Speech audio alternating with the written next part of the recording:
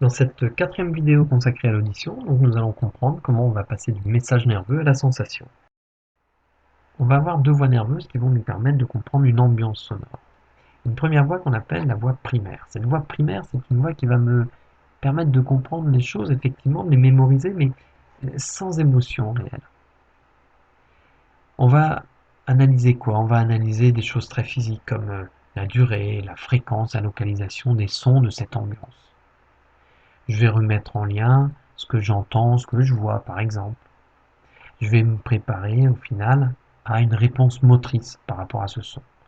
Si j'entends wa wa wa, eh bien, je vais voir, je vais me tourner, oh, je vais voir un chien et je vais me mettre à courir. Mais si je n'avais que cette voix primaire, au final, je n'aurais pas d'émotion particulière ici. Il va falloir une autre voix qu'on appelle la voix réticulée. Cette voix réticulée, elle va me permettre de mettre en lien notre ambiance sonore avec d'autres éléments du moment. Et puis elle va me permettre de mettre en lien ce son avec des choses comme les organes du stress. On va le revoir sur un schéma tout à l'heure.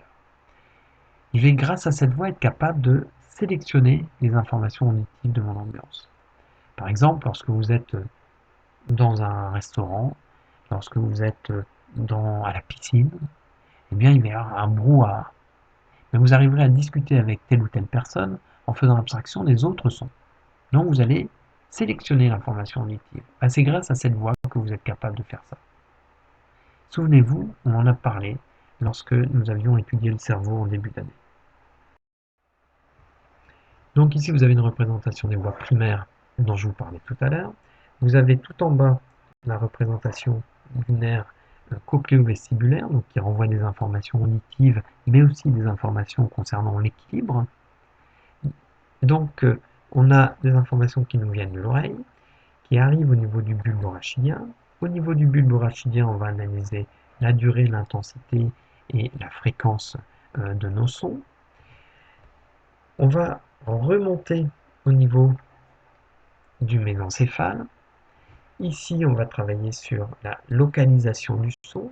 On va remonter encore d'un cran et on va arriver au niveau du thalamus. Et c'est au niveau du thalamus qu'on va intégrer ce son au reste de nos sensations.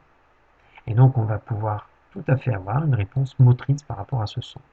Par exemple, je vous parle, vous me répondez, je vous ai entendu, je prépare une réponse motrice par rapport à ce que je vais vous répondre. Et donc, pour l'instant, puis avec ça, je n'ai conscience de rien. Et je vous avais dit, quand on avait travaillé sur le cerveau, qu'il faut que ça arrive au niveau du cortex pour qu'on ait cette conscience. Et donc au niveau du cortex, ça y est, je peux reconnaître votre voix, je peux mémoriser votre voix, et je peux engendrer une réponse volontaire par rapport à votre voix, par exemple.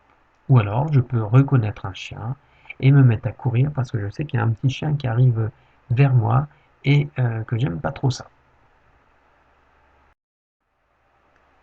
Pour que, en réalité, j'ai de l'émotion, il va falloir que mon information soit passée par l'information réticulaire.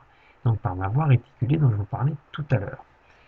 Cette voie réticulée, bien entendu, les informations qui nous parviennent proviennent toujours du nerf cochléo-vestibulaire. On voit qu'on ne passe pas exactement par les mêmes zones, par contre on passe toujours par le bulbe rachidien, le mésencéphale, le thalamus, et puis on aura des informations qui arriveront au niveau du cortex. Ça va me servir à quoi tout ça? Ça va me servir à plein de choses, et notamment, j'ai dit, à trier l'information. Mais pas seulement, on va le voir sur un schéma suivant. Je retrouve sur ce schéma mes deux voies.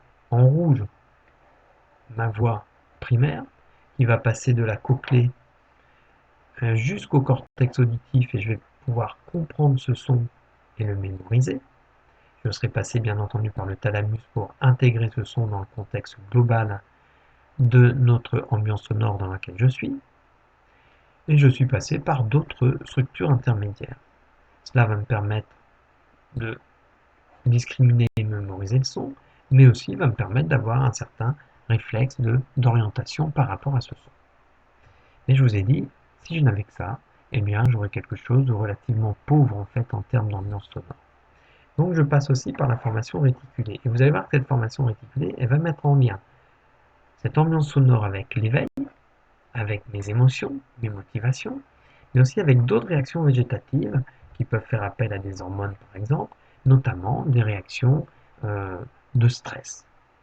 Et donc on va colorer le son, on va colorer notre ambiance sonore grâce à cette formation réticulée. Et puis je n'oublie pas ce que je vous ai dit tout à l'heure, c'est que grâce à cette formation réticulée, je vais être capable aussi de sélectionner les informations qui vont m'intéresser dans cette ambiance. Alors sur la prochaine vidéo, maintenant que nous avons compris comment est-ce qu'un son devenait une sensation, eh bien nous allons parler des effets du bruit sur notre oreille, mais aussi sur bien d'autres choses. À très bientôt.